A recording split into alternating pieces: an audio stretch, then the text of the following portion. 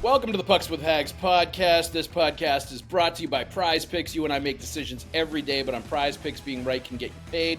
Don't miss any of the excitement this season on PrizePicks, where it's good to be right.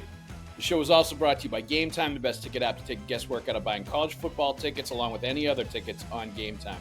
Download the Game Time app, create an account, and use the code CLNS for $20 off your first purchase. Terms do apply, but again, create an account and redeem the code CLNS for $20 off. Swipe, tap, ticket, go. Download the Game Time app today. And I will say, as a personal reference for Game Time, I was looking at concert tickets earlier today, and Game Time absolutely had the cheapest available tickets when I was checking to get them. So you got to go to Game Time first.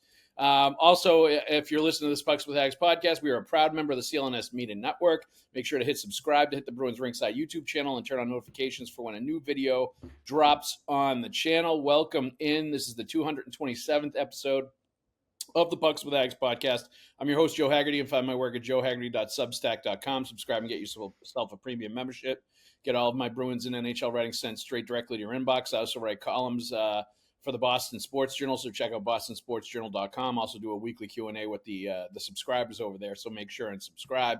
With me is longtime friend and colleague Evan Marinovsky for the New England Hockey Journal, and he also has subscription-only content for the New England Hockey Journal that I highly recommend going over there and getting a subscription for NEHJ so you can read all the Evan's stuff. Evan, how's it going?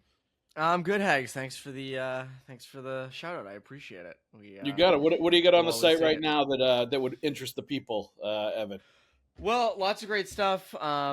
There was oh god, and I put on the spot. I don't know what we did this week. Some prep content coming. We have a good podcast coming with me and Pat Donnelly about the future of fall hockey in New England, which is undergoing a change. We had a story go out today about some of the top college freshmen to watch this year. Everybody loves that. And then next week's pretty big.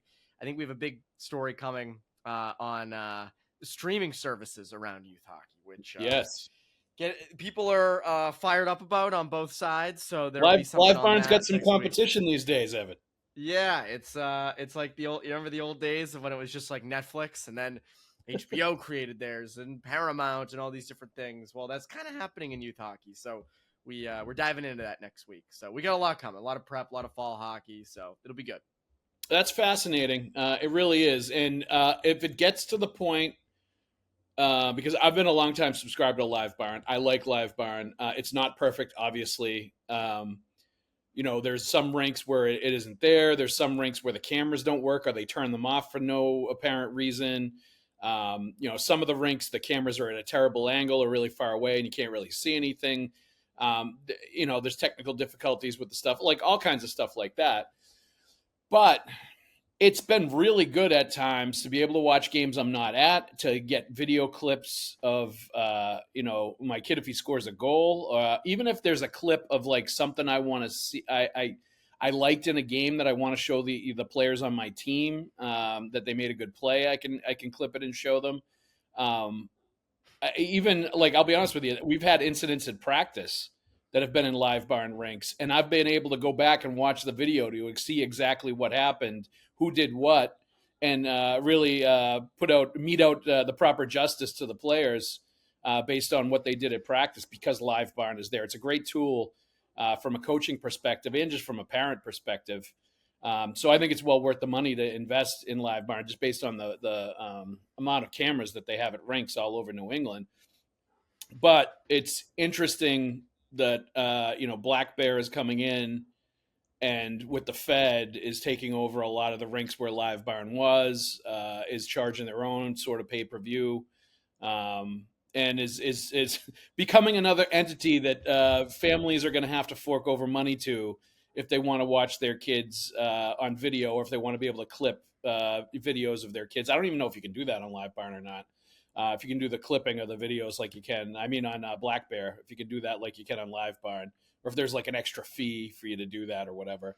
But I believe it's with the premium subscription for Black Bear that you're able to do that. Okay. I don't have it, but just from research this week and everything, I believe that's the case. Got it. I just hope, Evan, and we can definitely on this podcast, we can go on some tangents on other stuff besides the Bruins for sure today. because we were going to anyway. Didn't get a chance to get John Missouri on this week, our friend and the Arlington High hockey coach, but we will have him on again with the two of us to talk all things hockey. But I just hope it doesn't get to a point where it's like these crazy AAU basketball organizations that take over. And not only are they charging you for the pay-per-view, not only are they charging you for the team that you're on, but they also start charging you like ticket prices to go in and watch your kid play in these tournaments and stuff like that. And I have heard like some of that in hockey. And I hope it doesn't get more to that point where it's all about just squeezing every last dollar that you can get out of the hockey parents.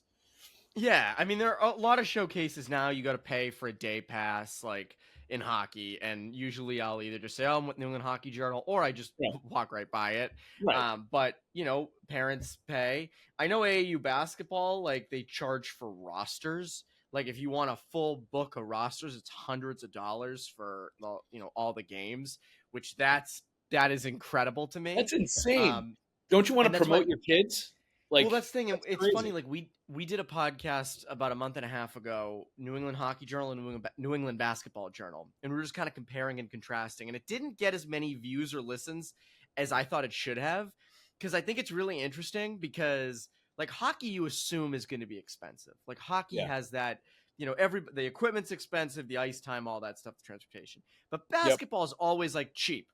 You just need a hoop and a ball, and you're good. As long as you have sneakers on, like you're good. And basketball is cheaper, that's how it's thought of. But then you get to the AAU levels and the price gouging that goes on with that. So I agree with you. I hope it doesn't come into hockey. I have bad news though. I think it is going to slowly trickle into hockey as more private equity gets involved in youth sports, and that's not a hockey thing. That's everything. I mean, I think private equity has figured out that there's a lot of money to be made in youth sports that hasn't already been mined out.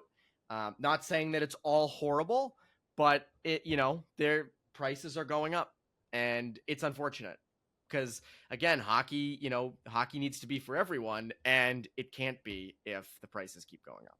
Yeah, I mean, use your heads. If a private equity firm is getting involved, it's because they know there's money to be made.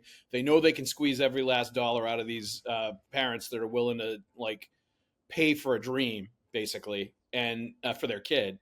And like that is the one thing you will constantly be able to get money out of parents that are going to pay for the dream for their kid, and to be able to prey on that and try to get as much money as you possibly can out of it. Like there's a reason they're getting involved, and it's always going to be about making as much money as they possibly can and putting it in their pockets and getting it back to their investors and making profit. And like the thing I don't like about a lot of these private equity firms that take over the rinks and take over these leagues and take over these organizations is they don't put money back into the product. They don't put money back into the rinks. There is no investment in the infrastructure. These rinks are dumpy and they don't do anything about it to put more money into them.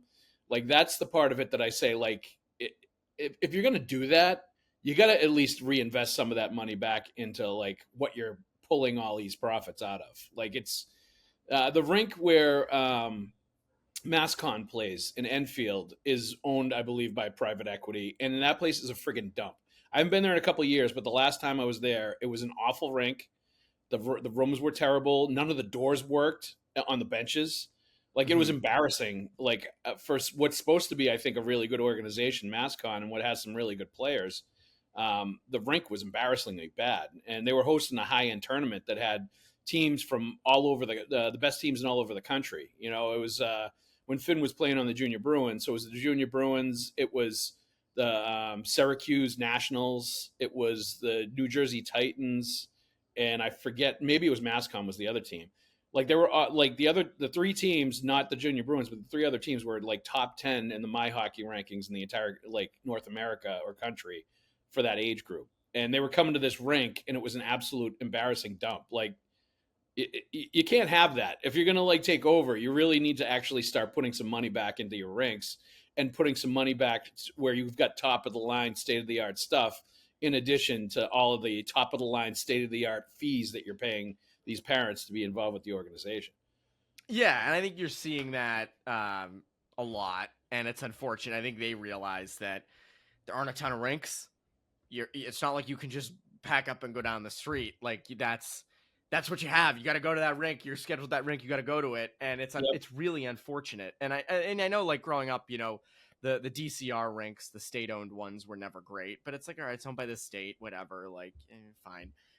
But when a private equity firm takes a hold of a rink and charge, as you say, very high prices, and I have not dealt with this, by the way. I don't have kids, so they haven't. Someday I hopefully will, and they're gonna hopefully play hockey, and I'll probably deal with that. But it's unfortunate, and it stinks, and I just wonder what can be done about that. Like, is there something, government legislation? Is it mass hockey? And I've had numerous conversations with people around the game, and everybody has a solution that should happen, or they think should happen. And it's a difficult time. It's a really difficult time in not just youth hockey, but I think youth sports on the whole, where it's turned from, it's a fun, organized thing that's focused on the kids having fun, to let's make a lot of money. And as you said, Haggs, pushing a dream of, we can get your kid to Division I, like, blah, blah, blah. So it's unfortunate. It's unfortunate. The point of the game is to have fun. The point of the game is to make lifelong friends. That's been lost. I do believe that's been lost. Not with everybody, but with a lot of people. At least a lot of the hockey that I watch and stuff, that is not at the forefront.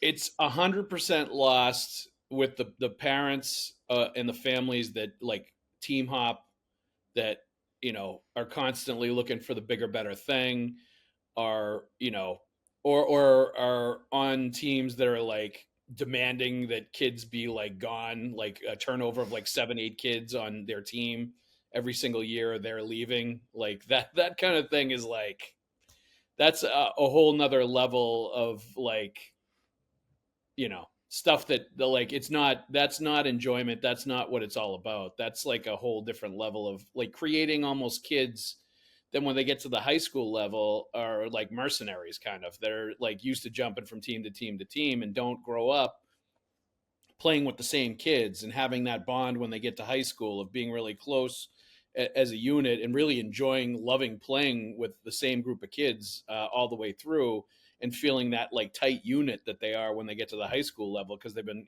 playing together growing up.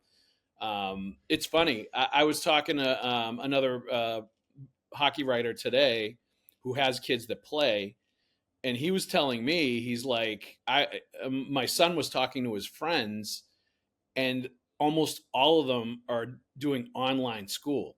They're not even going to high school. They're, like, playing for the club teams, and they're going to online school. And, like, that is, like, crazy to me. Insane. Very common. Like, it is more common than you'd think. Missing all of the social aspects of high school, missing going to classes with your kids, like with the other kids that you are growing up with in the town that you're growing up with, all of the social stuff that comes with, like, being an adolescent, with being a high school kid. You're skipping all that. What happens when your kid isn't good enough to be a college hockey player, isn't good enough to be a professional hockey player, and they're socially behind because you pushed them, or they thought that they should take online classes and just be like a hockey player all day? Like, that is insane to me. That is, like, not in the best interest of the kid at all. It's funny, like, in the last 10 years, these full season academies have popped up at places like South Kent and Mount St. Charles. And the idea is essentially hockey's number one. But the good thing about those schools is they're connected to a brick and mortar school. Correct. You're going to those schools, you're in class, you're with the other kids. You're just doing a little more hockey than they're getting the social element that is, like, very important at the high school age. You're going to prom. James Hagen's played boys lacrosse at Mount. Like, you ingratiate yourself in other communities, but you have these hockey academies that are not connected to a school, that are through a club team, where they're going to high school online. And I don't know.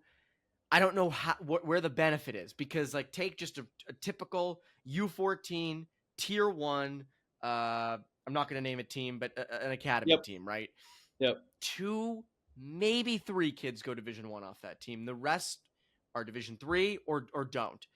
And you weren't going to a real high school. You were going online. And I think that's the thing where, like, all right, you're in the USHL, you're going to school online. Okay, I get it, right? You have a Division 1 commitment already. Fine. Like, you're on the doorstep. But these kids early in high school, or even U18s, who are going to school online and not connected to a school, and the only kids they're around are their hockey teammates, and they're spending the weekends at New England Sports Center. I just wonder, like, how, and I don't mean to like shoot it down, because for some kids it works, and I just, that's where I don't. I just don't think that's healthy for the majority of kids. I do not think that is a healthy way to get through the high school years, and I don't care what your reasoning is behind it. It really is not in the best interests of like over 90% of the kids that are doing that. Like you really should be at a school with your schoolmates doing all of the social experiences that all the kids at that level, because you're going to get to a point when hockey's going to be over and they're going to have nothing and zero idea of what to do. And they're going to be completely lost because you didn't give them the tools to survive and to figure it out by letting them lead a normal life, up until that point. Like, it's just, I couldn't believe that when I heard that. It blew my mind. And it really like is troubling that kids that age are not going to like a regular school, are just taking online. I think that is the worst thing you could do for your kid at that age. It is. And to go back to something you mentioned about kids jumping from team to team and not, working their way up. I was talking to Michael Callahan about this in the dressing room the other day. And I said, we were talking about the transfer portal and NIL and how things are so different in college hockey. And I said, what do you think of the transfer portal? Like, you were at Providence all your years. And he said, I don't like it. I don't like the idea of it because you don't work your way up. He's like, I believe you have to learn how to fight for a roster spot. Yes. And that is gone. And there are times in college or in high school where it's like, yeah, place is not working out, time to change. I understand that. But doing it all the time, doing it more than once, doing it after 1 year where you weren't in the role that you wanted, be it in college or a prep or a high school or a full season or a split team, like that to me that's you're breeding soft. I sound like an old man, Haggs. It's true. No, it's true. You do breed it, and it's just like, oh, I want to be on the first power play. I'm not the first power play at X. I want to go to Y. And I don't fully grasp, because you do need to fight. That's where I agree with Mike Callahan on that. Like, you do need to fight a little bit, and you need to learn how to sit and watch. And I think that's another thing that's more and more lost with the every generation forward, is because there's always a team. There's always a team. I mean, you can do that. You can easily do that. You can find a place to be on the top power play unit, no question. But, and there's good and bad to it, but there's some negatives, that's for sure. Yeah, no, I agree. And it's a great point. And like, there's two things that happen with the team hopping and with the clearing out half of your roster every single year and like trying to find better players, is that there's a softness to it of being able to build up your game and develop into like, the player and the team, frankly, that's worthy of it all and becomes the finished product of all that hard work. And then there's also, what about like how all these organizations talk about development and then clear out half of their roster every single year and try to bring in better players? It's like that they think are better. Like, what about the coach that's supposed to be developing those players? Where's the player development? Aren't they supposed to work with those players and develop them into better players instead of like both ways? Yeah, and constantly trying to chase after like what they think are better players. It's just like parts of it are broken that definitely need to be fixed. I don't think there's any question about it. But let's take a break and we'll go into some Bruins stuff after the break. Evan, rants are now over. Yes. All right, let's talk about our friends at PrizePicks, who are never broken. PrizePicks is the largest daily fantasy sports platform in North America and the easiest and most exciting way to play daily fantasy sports. Join over 10 million users and get started today. Instead of battling thousands of other players that could be pros or sharks, you simply pick more or less than on 2 to 6 player stat projections and you watch the winnings roll right in. It's fun and it's pretty simple. PrizePicks is the best place to win cash while watching sports. Join over 10 million users and sign up today. PrizePicks also offers injury reboots. If one of your players leaves the game in the first half and doesn't return, PrizePicks won't count it as a loss. You can now win up to 2,000 times your money on PrizePicks. They also offer Venmo, MasterCard, and Apple Pay for quick and easy deposits into your account this sports season. Our picks for this week are James Cook with more than 77.5 rushing yards, Jalen Hurts with more than 0.5 passing yards, and Derrick Henry with more than 0.5 rushing and receiving touchdowns. Download the PrizePicks app today and use the code CLNS to get $50 in lineups after you play your first $5 lineup. That's code CLNS to get $50 in lineups after you play your first $5 lineup. PrizePicks, it is good to be right. And let's also let everybody know that you are listening to this episode of the Pucks with Haggs podcast, and we ask that you subscribe to the podcast, like, and leave a review. And for those watching the show on CLNS and enjoying all this hockey talk, go ahead and hit that like button and subscribe to the Bruins Rinkside YouTube channel, where you can find our show and a lot of other great Bruins content with fellow Bruins talkers like Conor Ryan and Evan Marinovsky. There's also the CLNS Media Network and Celtics All Access on CLNS, the NBA History channel, Patriots Press Pass, and Bruins Rinkside YouTube channels as well. Also, please make sure to turn on your notifications so you know the instant a new Pucks with Haggs podcast video drops on the interwebs. All right. Let's get into some Bruins news, Evan. And the big news over the last couple of days was that Zdeno Chara has an official role with the Boston Bruins now. He was hired last year towards the end of the year in some kind of capacity. It was never named specifically, and I think he was kind of he and the Bruins were trying to figure out what the best fit for him was going to be. And he's now been named the Hockey Operations Advisor and Mentor. And it's described as Chara will work closely with both players and staff to advise the organization in key areas. His primary responsibilities will include building relationships and strengthening communication between players and coaches, attending practices and home games, and providing off-ice development to support the defensemen. He will also serve as a resource for the team's development staff and make periodic visits to connect with the prospects at the AHL level. Now, I think this is a great win for the Boston Bruins. Also great for Zdeno Chara that he's going to get involved, because he doesn't do anything as a half measure or halfway. If he gets involved with something, it's because he's going to put everything he has into it, and he's going to give legit effort into making things right. And he talked today about like making sure everybody gets to their like 100% of what they can be, and that's kind of what he views his role is, to help like individual players and the team get sort of like realize 100% of the potential that they have as players and as a team. And I think also, I think it's great that we're now seeing more of the 2011 Cup players come back in management advisory roles. I think that's a great thing. I think that's going to add value in a big time way, and that is going to help push this team back to where they need to be. And the more of those guys that were part of a winning Stanley Cup winning team, of a long-standing, like one of the best teams in the NHL, and year in and year out, they're always one of the best teams in the East. Those guys know what they're doing, and they know how to build a winner. They know how to win. They know how to compete. They know how to get the best out of themselves and their teammates. I think having a guy like Chara step up into a bigger role is a win across the board, and I think is going to definitely pay dividends. 100%. I think in the short term, you hit it on the head with like sort of the motivational guy. Like he always, you covered him more closely than I did, but he seems the type of, I don't know if you're familiar with them, like a David Goggins or like a Jocko Willink, these ex, Navy SEALs or whatnot, who, are motivation and they kind of give motivation to guys. And Chara strikes me as that. But I think long term, you look at, you said it, he does everything 110% or more. And I think, is he going to be sort of ingratiated into a hockey ops leadership role down the road, where he's going to learn the ins and outs of what it takes to be a general manager, what it takes to be a team president. And 5-10 years from now, maybe shorter, if they're looking for someone or if a job opens up, he's in-house, he's seen it. That wouldn't shock me. So I think in the short term, you get sort of that motivator, a guy who works closely with the defenseman. I think he'll also help, with guys like Pastrnak and McAvoy sort of finding their leadership voice. But long term, you get a guy who could be a potential team president down the road, a potential GM. And I think that's, they are big with getting those guys internally. And it seems like he's kind of being bred to potentially be that, whether it's 2 years down the road, 5, 10, whatever that is. So it'll be interesting to see. Or you also wonder this, Haggs, if Sweeney and Neely are here a long time, and I know a lot of people are going to be punching their steering wheels listening to this, if they're here a long time, does another team come along and try to poach him and say, I can't see him leaving the area, but like, no, I don't know. Just thought.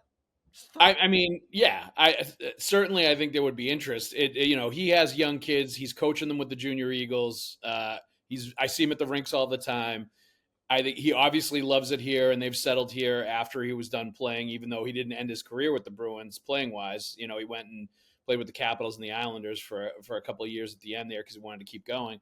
But clearly he loves this area and he views it as home now. So I don't see him going anywhere. And I think it's going to be a long-standing relationship with the Bruins. And I think you're right. I think eventually, like somewhere down the road, this is somewhat of an apprenticeship right now of him learning all the different aspects of the business, how to run a hockey ops, how to run management, like, watch Don Sweeney. He's an intern, Haggs. He's a Chara the intern. In some ways he kind of is. Like he's going to be learning all this stuff. And I think he's a very intellectually curious person. I think he's somebody that always likes to learn new things. And I think he will, be very interested in soaking all of that up and learning with some people that have done it for a long time and learning player development, learning things about the draft, learning about the day-to-day operations of management, learning about the salary cap, all that different stuff, all the different aspects that go into running an NHL team and running an entire player ops at an NHL organization. I think he's going to learn all that stuff, and he's going to be able to help them tremendously while doing that. And he still commands the respect of everybody, absolutely everybody across the league, based on who he is, what he's done, and his accomplishments, and who he is as a person. And the other part of it too that I think is really interesting, Evan, is like him as a person and his leadership style, and how important I think it is to embrace and for him to like echo to the current leadership the way he led, which was, there is no division between the young and older players. There are not cliques in a locker room. There are not different groups or different factions. No one group or no one player is important than everybody else. Like, he was the guy that said, nobody will ever be called a rookie in my locker room that I'm a captain in. There are no rookies here. We are not going to call anybody by name just because it's their first year and try to make them different from everybody else. And it was funny, like Pasternak was telling a story today of like when he first met Chara, because he was Chara was Slovakian and Pasta was Czech, and they had a common language. He felt like some comfort there because of that in the early going in his career. But he said he was kind of like scared of him when he first met him and was calling him Mr. Chara, because that's what they do culturally to show respect to an elder or somebody that's great as a Czech. And immediately Chara said, I'm Zdeno, you don't call me Mr. Chara. And like they got, Reed immediately broke down that wall and he welcomed him right in. And this is when Pasta was an 18-year-old kid, was the youngest player in the NHL his first year in the NHL, just like Bergeron was the youngest guy in the league his first year with the Bruins, and helped him immediately become a part of that team and feel like he was important. And we all saw how that helped Pasternak develop into what he is right now. And I think that is a really like subtle aspect of what Chara can bring, as far as reminding those guys how important it is to bring everybody together, even the younger guys, guys you don't necessarily have as much in common with when you have kids and you're married and you've got a different kind of life going on than some of the younger guys in their 20s do, how important it is to get everybody on the same page and pulling from the same rope there and feel like they're all the same level of importance on the team. Yeah, 100%. I think that's, when you hear about them having the separate rooms in camp last year, like, yeah, how does that happen? How did that come to be? Like, isn't Marchand from that sort of leadership lineage where you wouldn't have that? Like, how does that get past the coach at the time? So, yeah, I think Chara's voice is going to be super useful. I wonder, how we're probably going to see him around quite a bit this year, I would assume. Yep.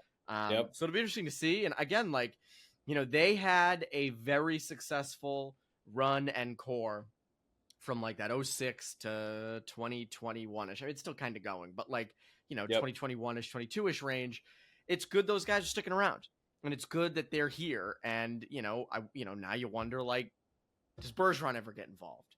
Yeah. Is that, would he want to have a similar type of role? Yep. I don't know. Be interesting. Yeah. I mean, I know, I don't think Bergie's ready at this point. But he may be someday. Like, I think he's very much enjoying like coaching his kids, being very involved in their lives, doing different stuff. Like, he's a interesting dude when it comes to like, the different sort of interests that he has. But I down the road, like Bergeron and Chara were basically like a two-man team that were co-captains leading those Bruins teams to greatness. you could imagine somewhere down the line, Bergeron and Chara running the Bruins franchise together, just like they did in the old days when they were a player, and being able to lead with a couple of egoless, hardworking, just good personalities, good hockey people that like are in it for the right reasons, running the team. You could see them doing some great things if that ever happened and that developed, and you can envision it like happening because they worked so well together when they were players.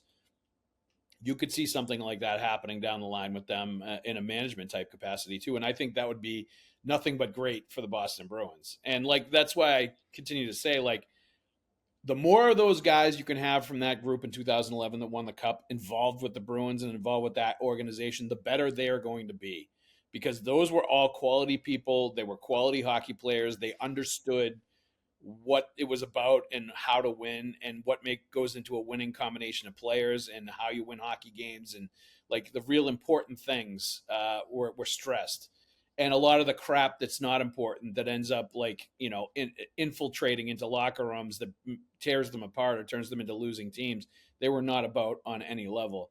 So I think the more of them you can have involved, the better. And I think the fact that you're seeing Adam McQuaid, Chris Kelly, Zdeno Chara, like all of these guys, like really start to like become involved and be around the team is a great thing, and it's a trend that, and Marco Sturm too, for that matter, that should continue and will continue. You think when he's done playing, they'll hire Tyler Seguin as a potential coach, front office guy maybe? I think He will be the coach of fun. Yeah, that's right. He'll be the vibe commander. He'll be the vibe commander for the Boston Bruins. That will be Tyler Seguin's role, no question about it. You got to stick him in Providence. Let him have a good influence on the young kids coming up. I think that would. You just need to. I think he's still outlawed from the BU dorms, so I don't know if I don't know if he'd be able to do player development for the Boston Bruins if he's not allowed in the Boston University dorms. It might make it tough. I will say it would be funny though, outside of Seguin, if Bergeron did become like GM, because Bergeron's always thought of as Mr. Perfect, and you can't criticize him. Becomes a GM, he's open season, and it's like, man, that move stunk. It'd be kind of odd, like from that other angle where it's like, oh man, Bergeron the GM, different kind of cat, So. Well, it would also be interesting to see like if Chara was the GM and see how gun shy people like Mike Felger would be about criticizing the Bruins if they know Chara was going to come down and absolutely smash them. He's like, yeah, I'll come down to the studio and talk to you guys. And then Felger would be absolutely trembling during the commercial breaks, waiting for Chara to come over and hammer him. That'd be pretty good. I think that'd be good TV. I mean, at least it would be good, uncomfortable TV. We all love that. Well, it's like, did you see? I think it was in the Ryder Cup. They have a heart rate monitor on players, so like it shows their heart rate. You can do that with Felger. If he's interviewing Chara in the same room, and it's like 120, 150, like like it'd be pretty good. I think that'd be interesting. It would be worth it for just that alone. All right, your thoughts from the first couple of preseason games. I don't know. You've been to camp a couple times. Anything you've seen at practice? Just your sort of overall thoughts at this point.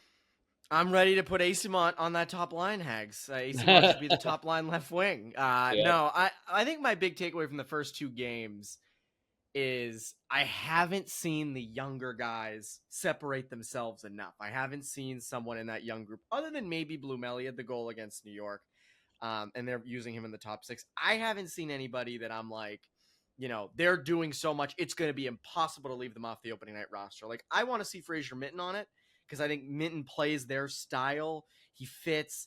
I like where I think it looks like Sturm's going to go for more experience down the middle, but if he wasn't, I think Minten would be a great person for that third line center spot.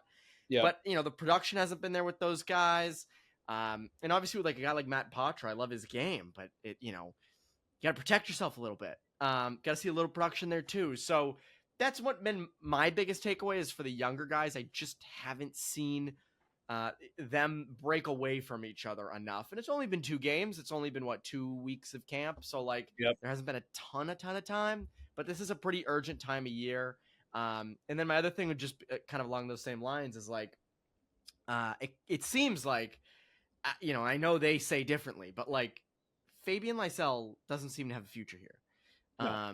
Right or wrong, it does not seem like this is going to be the home for him. I know there are people who think that the coaches have screwed him. There are people on the other side who think, Lysell isn't kind of meant to be here. Whatever it is, he's not, hasn't been in the Group A either day, hasn't been on any of the power play units. They didn't have him out there, I don't think, on the ice for overtime or on the overtime power play the other night. So I don't see his future here. I just don't. No, here's my thing, Evan. I think when they signed Blumel, that was basically them sort of replacing Lysell with somebody that's better than him for the spot that they were looking at him for.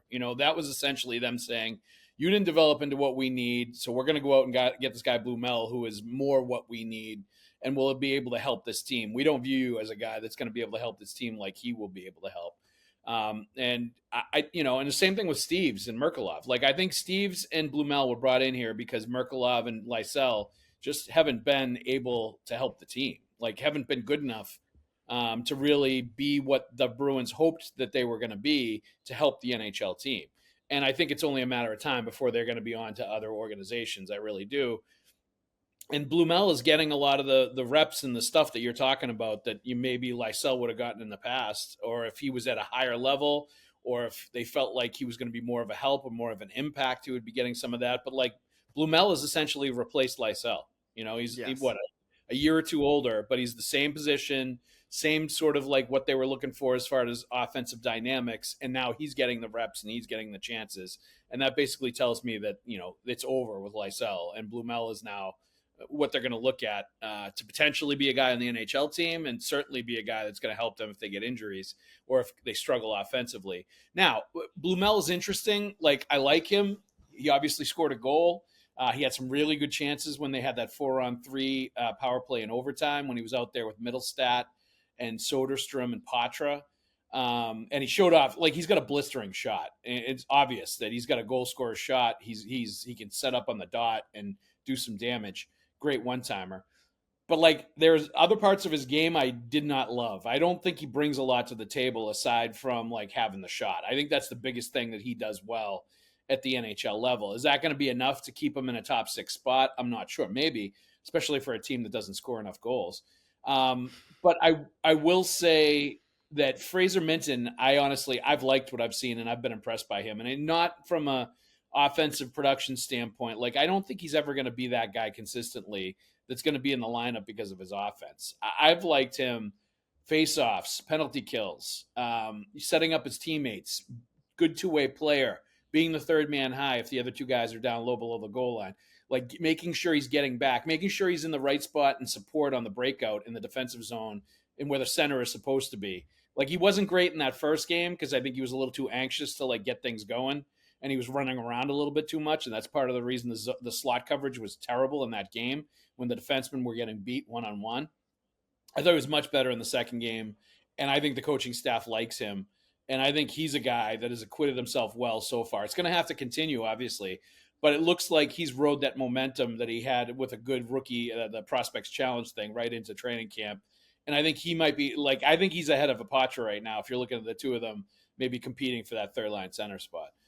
Yeah, I think Minton has the size, and Minton's game isn't really predicated on offensive production. Like, obviously, It's got to come in a little bit, but he's a good two-way guy, projected as a middle six center, good face-off guy. Like that, he has those things. The offensive production is gravy. Not saying he completely needs, he should beat out anybody for a spot, but I agree with you, Haggs. I have not minded him through 2 games. Blumel's interesting because I agree with you. Blumel, to me, his skating isn't great. He's not a great skater. Deficient there a little bit. No. And the speed isn't there. And what I find interesting, and I get that he stayed with Zacha when he first got here, and they're both Czech, so I understand the comfort.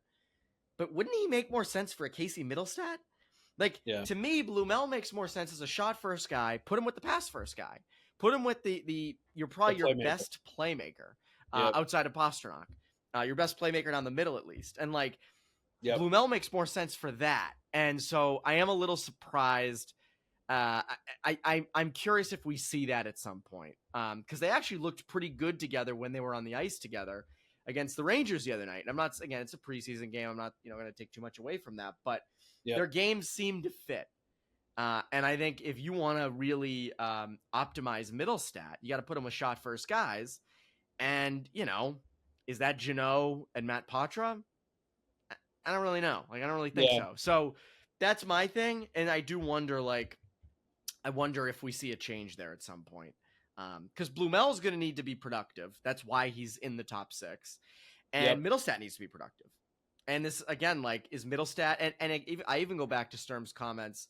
He made a couple, I asked him about the third line, and he said, he wants it to be a line that goes against other teams' top lines. Is Middlestat that guy? Like, Middlestat's the guy you want in the mismatch. Yeah. Middlestat's sort of the guy you want to have the advantage with. So that's where I'm like, I don't know if that's really your future third line. Jeannot with Patra, I get.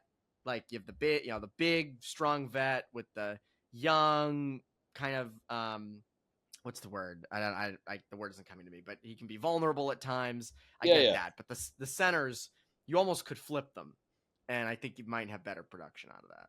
Yeah, certainly. Or Minton being, if you think you're going to have a checking third line, Minton I think makes a lot of sense there. Agreed. But you're right, Zacha could in a lot of ways too, because he's a very good defensive center. Good, like the areas where he's deficient sometimes are more like the transporting the puck through the neutral zone and being like dynamic offensively and like playmaking, like you're talking about. There are some things that he's uncenter like. He's more of a shooter and a really good defensive player. That needs somebody that is comfortable carrying the puck through the neutral zone and getting it in with speed into the offensive zone. And that's why you can almost put him with a wing and sort of have a hybrid center thing going on where they're like doing different parts of the center role and trading off with each other. I've seen him do that with other players before, and I've always thought that's interesting. That's just high-level hockey IQ when you can do that. Like, have different parts of the job that the two guys are doing for center. But the other thing I would think, or the other impression I would talk about with training camp was just the defensemen need work. Like, and I say this with McAvoy looking pretty good in that first game back from injury. And, we haven't seen a ton from the top two guys yet. Like, I think we will soon. But like everybody else, and Zadorov, like, I think had a nice answer in New York. It looked to me like he was pissed that he was there and had to make the road trip to New York. And that's why he did the walk-off at the end when he scored the goal. But like, look, I give Marco Sturm a lot of credit. Like, he's been vocal about like he didn't think Zadorov played a good first game and he wanted him back out there and he put him back out there. And I think Marco Sturm's going to do that stuff as coach. And maybe it's not going to be popular all the time.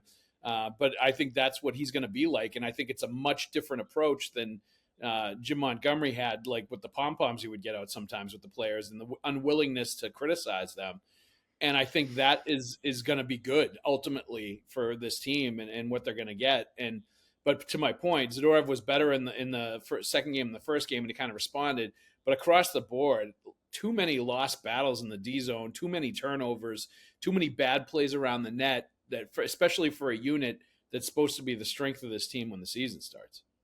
100%. I think that's, as you said, it's a strength. So, like, offense isn't there. If your 5-on-5 offense isn't there, you kind of expected that. That's nothing new. You want it to be better, but you expected it.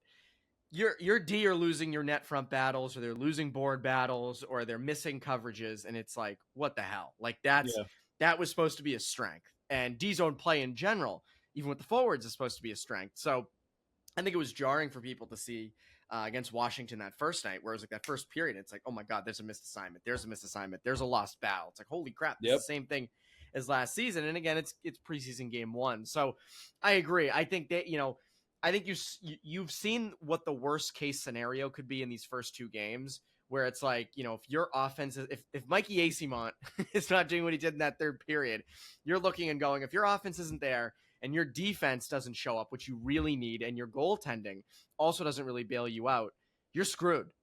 Yep. You're screwed. And so there are going to be nights there are nights for every team like that, where the D don't have their legs, their goaltender isn't up to snuff. Like, it happens. But it happened a lot last year. And they need their D, which again is a core full of guys with NHL experience. They need their D to live up to what they can do, to not miss assignments, to win their battles. And I'm curious again, like, you have that third pairing of Zadorov and Yoki Haru, so you should have Zadorov in better matchups. That should help. And then, you've got Andrew Peeke is up with Lindholm. Lindholm should elevate him, you'd hope. Hopefully he's better after injury. And then you have Lowry and McAvoy, which is a wild card of like, what is Lowry going to be this year? Is he going to be better defensively? Is he not going to be a -41? Like, Yep. Can he be a -20? Like, can we cut Yep. that in half there? So I don't know. I think there's a lot of question marks back there, but it should be an area of strength. I completely agree. It definitely should. And I like low rise a huge X factor and a huge key to all this, especially if he's going to play with McAvoy. Like, he needs to be better. There was a giveaway he had right in front of the net that led to one of the goals against Washington. And that can't happen anymore. Like, he needs to be tougher and better than that if he's going to be playing in that kind of a role. And I think he will be. I still am a big believer in him. I'm a big believer in his skill set. And I think that differentiates him from a lot of other defensemen. And I think as the year goes on, he's going to get more and more power play time too, and really emerge as an important guy in that area as well. But it all starts with just winning simple battles in the defensive zone. And if you can't win a battle right in front of the net, like you need to do better and you need to figure it out. And I think he will. And it's you remind yourself it's the first game of the preseason for sure. Evan, thank you very much for joining us. Everybody else out there, thank you for listening. Let's thank everybody that listened to the Pucks with Haggs podcast, because we're a proud member of the CLNS Media Network. Make sure to hit subscribe to the Bruins Rinkside YouTube channel and turn on notifications for when a new video drops on the channel. The show is brought to you by PrizePicks. You and I make decisions every day, but on PrizePicks, being right can get you paid. Don't miss any of the excitement this season on PrizePicks, where it's good to be right. Somebody that is always right is Evan Marinovsky. Evan, thank you for joining us, my friend. Thanks, Hag. I'll see you. All right, you got it. Everybody else out there, thank you for listening. We'll see you at the rink.